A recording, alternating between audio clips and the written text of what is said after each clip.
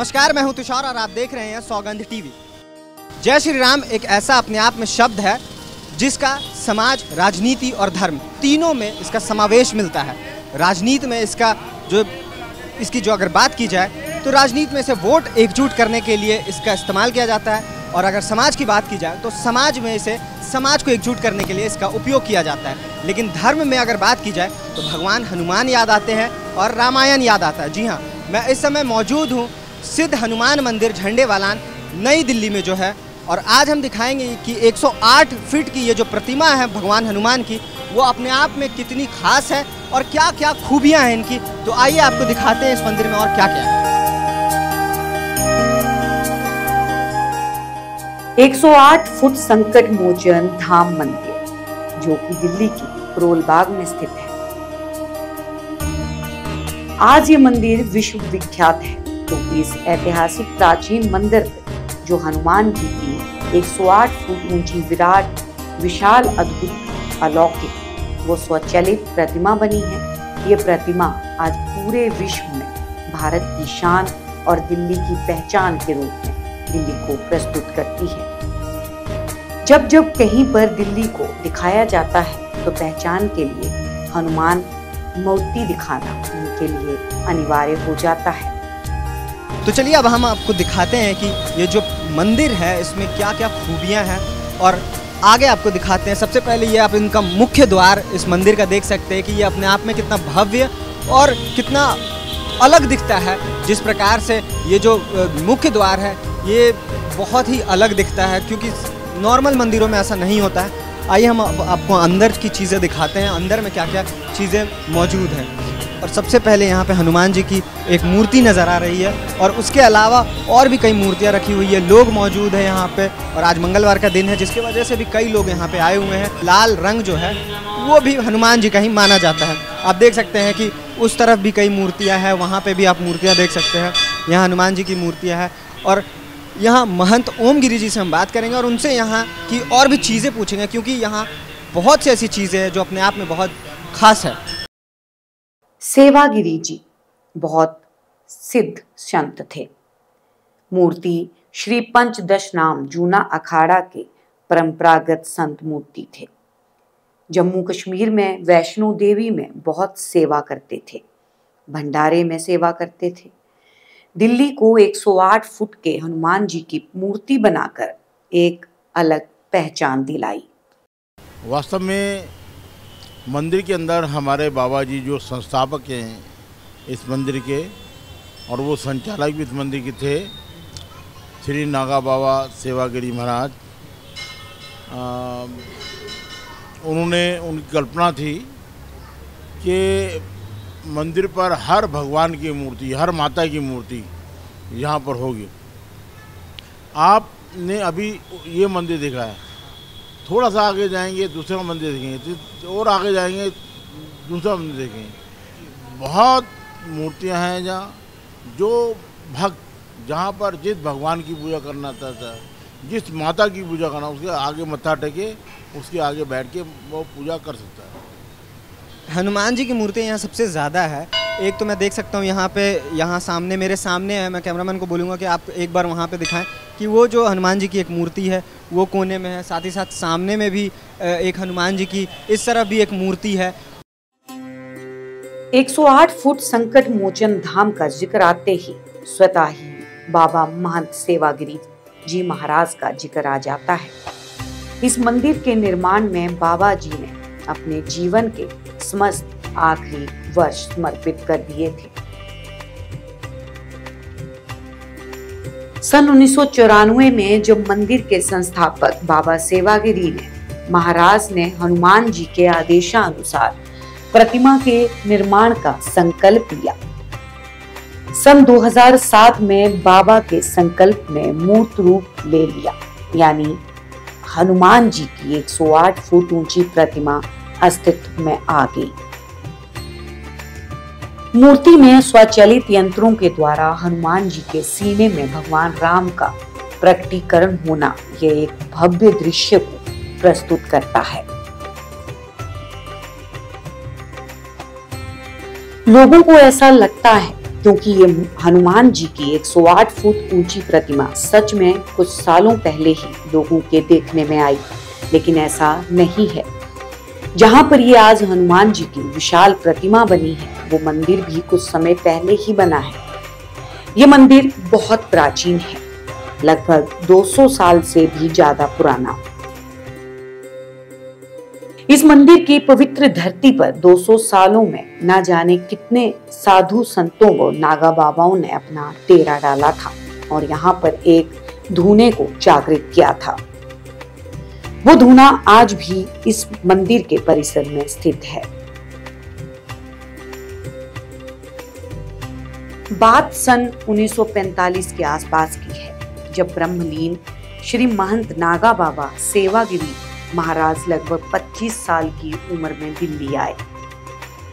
1945 से लेकर 1960 तक वे जगह जगह पर अपना आश्रम वो मंदिर बनवाते रहे, वो भ्रमण करते रहे।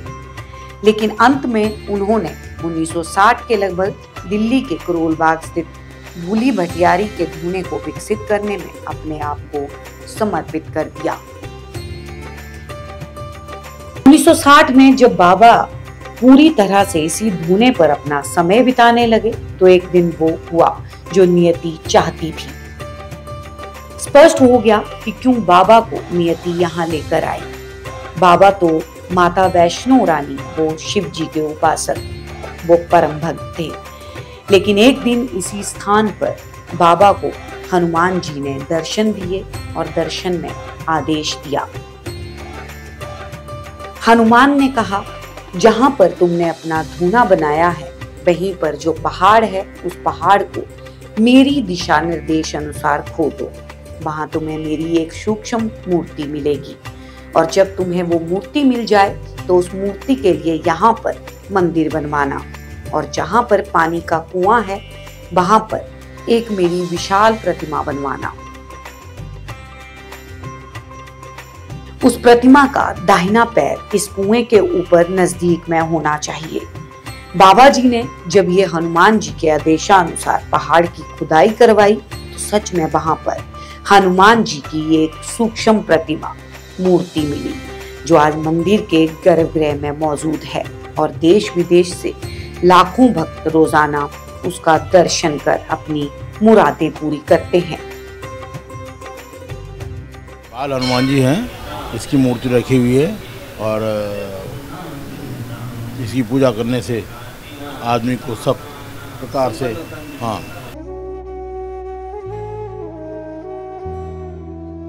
हनुमान जी के दूसरे आदेश पर गिरी जी ने सोचना शुरू किया, लेकिन हनुमान जी की विशाल प्रतिमा कितनी ऊंची वो विशाल हो, ये वो समझ नहीं पा रहे थे। इसीलिए उन्होंने हनुमान जी की एक विशाल प्रतिमा की नींव रखने में लगभग 34 से 35 सालों का समय लिया। जहां पर आज ये मंदिर बना है, वहां पर जंगल होता था, कोई सड़क नहीं होती थी। जैसे जैसे पिछले 75 सालों में दिल्ली का विकास हुआ, वैसे वैसे ये धूना भी एक सुंदर से मंदिर में विकसित होता रहा। 1960 से लेकर 1994 तक बहुत से भक्त यहाँ दर्शन करने आते रहे और बाबा जी की वो मंदिर की सेवा करते रहे। फिर वो दिन आया जब बाबा जी ने हनुमान जी के द्वारा दिए गए दूसरे आदेश के अनुसार विशाल मूर्ति की नींव रखी। बाबा ने अपने लोगों से कहा, हनुमान जी की प्रतिमा की नींव रखने से पहले यहाँ इसी स्थान पर अखंड रामायण का पाठ शुरू करो और ये रामायण पाठ 24 घंटे और अनंत काल तक चलना चाहिए। अनुयायियों ने बाबा के आदेश का पालन किया और तब से लेकर आज तक श्री महंत ओमगिरी महाराज उनके आदेश का पालन कर रहे हैं और मंदिर में निरंतर रामायण पाठ चल रहा है।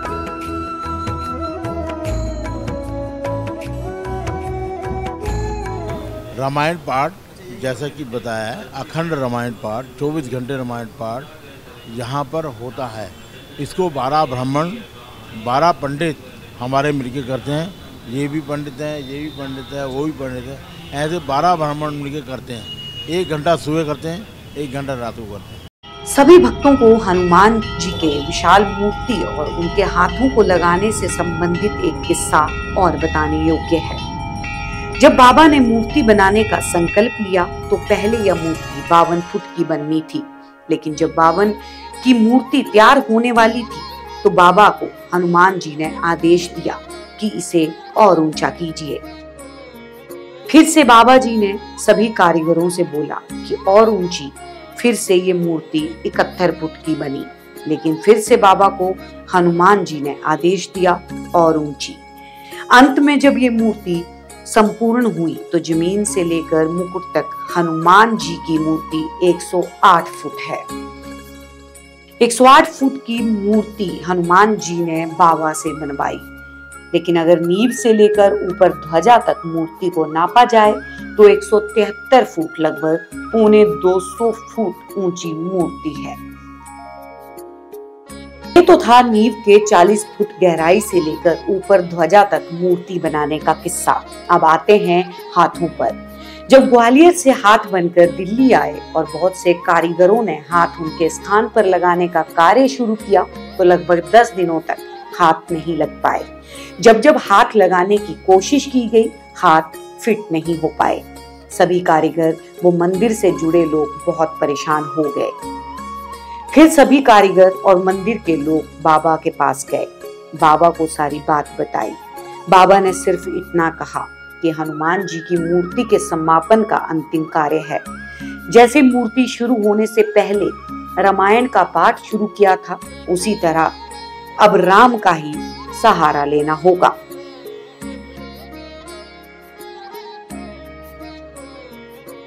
राम जी ही आप लोगों का साथ देंगे। और फिर बाबा ने पेंटर को आदेश दिया कि जाओ और जहां पर हनुमान जी अपने हाथों से अपना सीना चीर रहे हैं, वहां पर 108 बार चारों तरफ राम राम लिख दो। ब्राह्मण ने आदेश का पालन किया और जब राम राम लिख दिया गया तो कारीगरों ने एक बार में ही हनुमान जी के हाथ फिट कर दिए और आज तक फिर कभी उन हाथों में कोई परेशानी नहीं आई। ये थी राम के नाम की शक्ति। राम का नाम सदा मिश्री और मोहि सोवत जागत ना बिसरी। राम के नाम में इतना बड़ा प्रभाव है कि जो पत्थर के ऊपर लिखे और पत्थर को जल में प्रवाह किया गया था, पत्थर तैरने लग गया था। तो राम जी का नाम ऐसा है ना कि हनुमान जी की हमारी जो शरीर है इसमें पूरे में राम राम राम, पूरे में राम राम ही राम लिखा हुआ है। यहाँ पे राम नाम का बैंक स्थापित है, जो यहाँ पे कापी लेकर आते हैं यहीं पे जमा कराई जाती है। दुनिया की ये इकलौती ऐसी मूर्ति है जो 108 फुट ऊंची है और जो स्वचालित है। स्वचालित मतलब हनुमान जी के हाथ खुलते और बंद होते हैं। जब मूर्ति का अनावरण हुआ तो 2008 में बाबा ने समाधि ले ली, क्योंकि उनको लगा कि अब जो कार्य उन्हें सौंपा गया था वो संपूर्ण हो गया है। अब आपको बताते हैं मंदिर के अंदर कितने और कौन कौन से मंदिर हैं। सिद्ध धूना मंदिर में जहां पर समाधि बनी है वहीं पर एक धूना भी बना है जो लगभग 200 साल पुराना है। इस धूने की विभूति इतनी सिद्ध है कि लोग अपने अपने घरों में इस धूने की विभूति को ले जाते हैं और अपने दुख कष्ट क्लेश सब दूर करते हैं। ऐसा भक्तों के अनुभवों से ज्ञात होता है।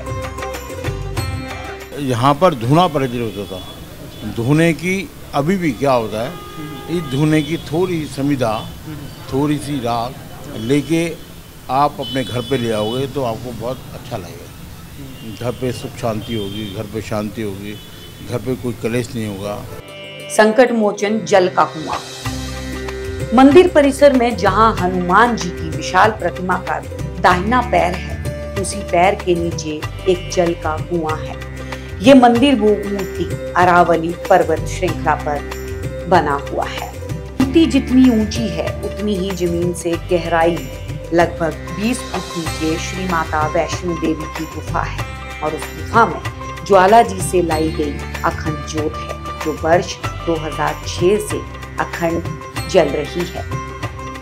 जहाँ पर लोग अपने मत्था टेकते हैं और दुखों को बताते हैं, दुख दूर होते हैं। ये अखंड ज्योत है, माँ काली की अखंड ज्योत है। यहाँ पर लोग अपने दुखों को दूर करने के लिए आते हैं, पंडित जी टीका लगाते हैं और झाड़ा देते हैं। इस तरह से वैष्णो देवी दरबार में साक्षात वैष्णो माता के दर्शन व ज्वाला जी के दर्शन होते हैं और भक्तगण अपनी मुरादें पूरी करते हैं।